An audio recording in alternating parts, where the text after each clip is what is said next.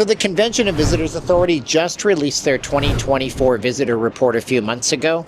And if you really dig into the data, you're going to see secrets these hotels wish you didn't know about. We're talking skyrocketing prices, lowered visitorship numbers.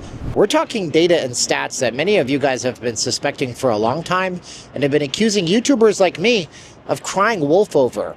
So we're going to dig into the data on this video, do a little quick tour around here by the Wynn, the Encore, the Venetian, and the Fashion Show Mall, and maybe prove what some of you guys have been saying, which is that Vegas is on its last legs. I don't know, you be the judge. My name is Steven, I'm not leaving Las Vegas, and as we say around these parts, 1, 2, 3, and action. Just a bit of a tip for you guys. If you guys are coming to Vegas, you should probably go to the Fashion Show Mall. It's right across the street from the Wynn and the Encore. But just for little things, it's so much more affordable than the casino properties. Give you an idea, I like to buy coffee before my streams. A large coffee at the Fashion Show Mall will cost you $4 at a Starbucks, and a Starbucks in the casinos will cost you $8 or $9. So come to the Fashion Show Mall. You got ABC Store, which is from Hawaii. They sell bottles of water for $1.75, 2 for $2.50. I mean, it's a great deal, and there's a lot of affordable shops as well as high-end stuff in the fashion show, so be sure to check it out. So I guess we should probably go into what this report actually is. Every year, the Las Vegas Convention and Visitors Authority, these are the billion-dollar type of access organization that, you know, brings the Super Bowl and F1 to Vegas. They send people out all over town. So you might be in town and see somebody wearing an official lanyard, and they're going to ask you questions about your vacation. Where are you from? What your education do you have?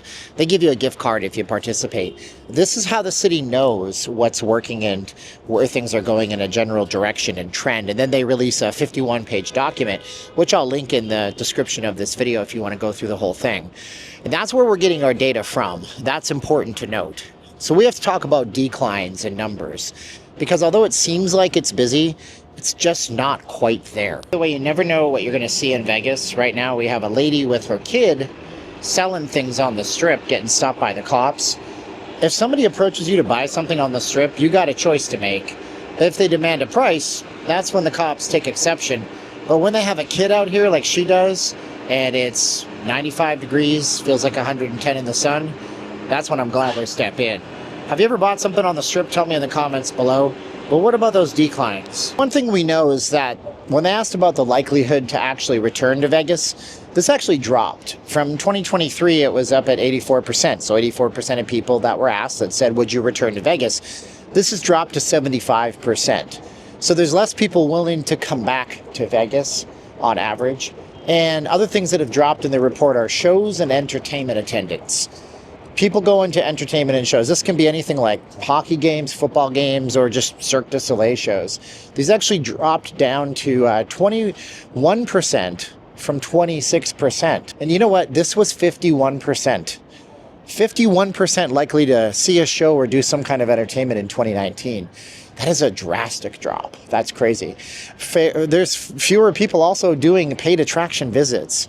So people are willing to go over to the Wynn, which we're going to get to in a minute, and look at the amazing waterfall, which I'll show you, but maybe not as likely to go to the Bellagio Gallery of Fine Art or, you know, do the Allegiant Stadium Raiders tour. The tourism quality is a funny thing. Like, I hate to tell you and break it to you, but somebody who comes into town and gambles and spends $3,000 on a vacation is considered a better quality of tourist than somebody who comes in who is a wallflower and spends $500. First-time visitors are really the big thing in Vegas, and first-time visitorship is just 14% of everybody that they surveyed, meaning that only 14% of people were coming into Vegas for the very first time. So essentially, 85%, 86% of people who are here are the same old offenders, people like you watching this video probably. But that's not good. That means that Vegas is losing out on first-time vacationers to other places. They're choosing to go places other than Vegas. By the way, if you're enjoying this deep dive into things that nobody else on YouTube is really going to tell you, the deep analysis of the truth about Sin City, where the guy on camera like me is not trying to strike a deal and get rich by pandering to casinos, be sure to subscribe to the channel.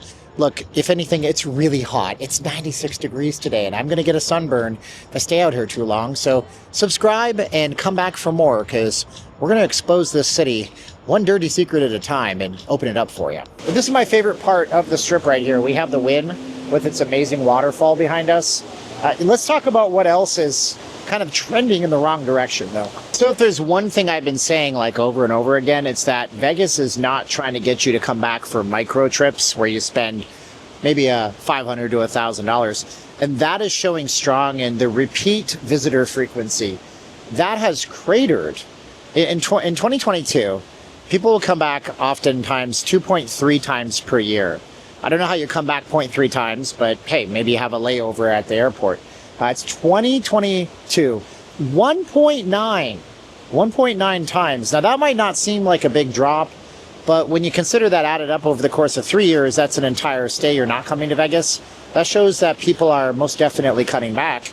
And also a trend which is visiting less casinos. People used to sample the casinos, and it seems like now they're maybe just sticking to their guns. People are now just going to about 1.8 casinos on average per visit. That's down from 2.2 in 2022 and way down from pre-COVID-19. So maybe they aren't getting the offers they like from particular properties. One more thing that is shrinking is the amount of people in general in a group. People used to come 2.4 to Vegas, now they're coming 2.1. One trend that's alarming that shows the harsh realities of the economy and prices here, though, would have to be the amount of people staying per room. That is a ballooned from 2.4 in 2022 all the way up to over 4, which means that people are renting a room for 2 and one's sleeping in the bathtub, one's on the floor on a bunch of rolled up towels, and maybe 2 are in the beds. That's absolutely bizarre. I'll tell you what's not bizarre, and that's our video sponsor. If you guys want to gamble in the comfort of your own home and get special offers that are curated just for you, where casinos juice you up with free money, check out notleavinglasvegas.com/casinos. The offers are anywhere from social casinos all the way up to the big boys like Caesar's Palace. It's based on where you live. It's legal and compliant, and we get an affiliate commission if you go to notleavinglasvegas.com/casinos. So what's led to all of this? That's what we have to ask. What concerns do people have that are keeping them away or keeping them from spending as much or doing paid attractions? Well, that's simple. And you've been saying this for a long time. I know you have. You see, the main thing keeping people away from Vegas right now is the cost. The number one thing is it's too expensive. That's the number one reason why people weren't fully satisfied. 18% were somewhat satisfied. 20% of the people that expressed this were just completely dissatisfied. And it's also the room prices. See, the hotel average price is nearly $180 per night on average.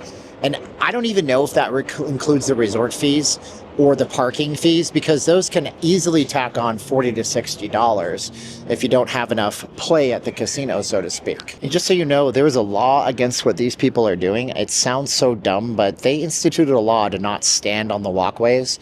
And I'm thinking this sphere view behind me is just the ultimate revenue generator if they ever want to pull the trigger on that.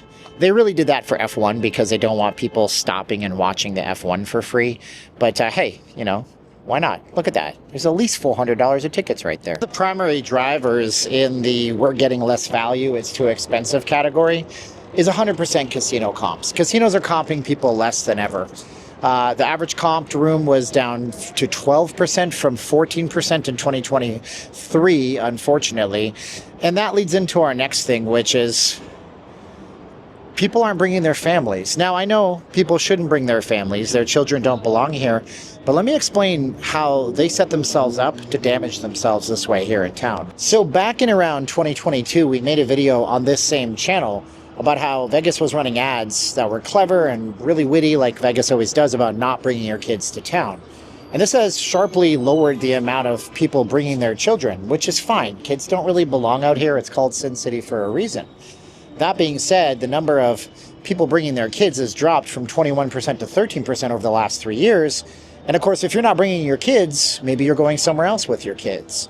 The other thing, they say it's just too dirty and there's too many homeless people. Now, you're never going to see homeless people on this part of the strip like this. Whenever you see a wall like this means that the casino property completely controls everything and just kind of tolerates the public. You can get 86'd out of here for trying to peddle bottles of water and there's nothing you could really do about it. But that doesn't lead to the reasons why people are taking shorter vacations, doing cheaper vacation choices, and having different behavioral signs. So one stat that's kind of eye-opening that they even track, but it makes sense if you think of it, is that only 4% of people use travel agents to come to the city. Now, some of you guys are typing into your keyboards already. Of course, only 4% use travel agencies. That's what Travelocity and TripAdvisor and Google Hotels and Flights is for. But I will remind you that it's largely cultural. You may not know. People from the UK heavily rely on travel agents, especially the older generation, the older folks. And older folks coming in are the ones that spend, in a lot of cases, the most amount of money while they're here in town, because spend it if you got it. And this also means that people in Southeast Asia are coming in less, and that cuts off the tourists from international markets, which was also down coincidentally. And people only actually visited the Strip when they came to Vegas this time around, dropping from 16% taking side trips in 2022 to only 11% now. Meaning that when people come to Vegas, they're not venturing off the Strip, maybe not renting that car, maybe not checking out Red Rock Canyon and spending money in a local's hotel or in a local restaurant that could surely use it. So these stats, facts, and figures show that Vegas is either evolving or unraveling. This will confirm the suspicions that many of you guys had that the city is definitely hit a bit of a downturn and is now competing harder with other destinations for people and their travel dollars. And make sure you do leave me a comment. I'd love to hear what your feedback is on this.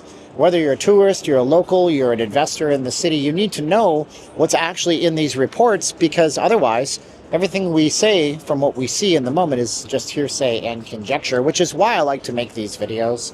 Look, the visitors are changing, the demographics are shifting, and the casinos, they're going to bank on you paying more to get less. And so long as you continue to do that, Vegas will be less and less of a value proposition until it absolutely has to change. Once again, my name is Steven. I'm not leaving Las Vegas. There's certain things I can't see on these videos about the real life here in the city, and this video is brought to you by my Patreon members. You can see them listed in the credits up here.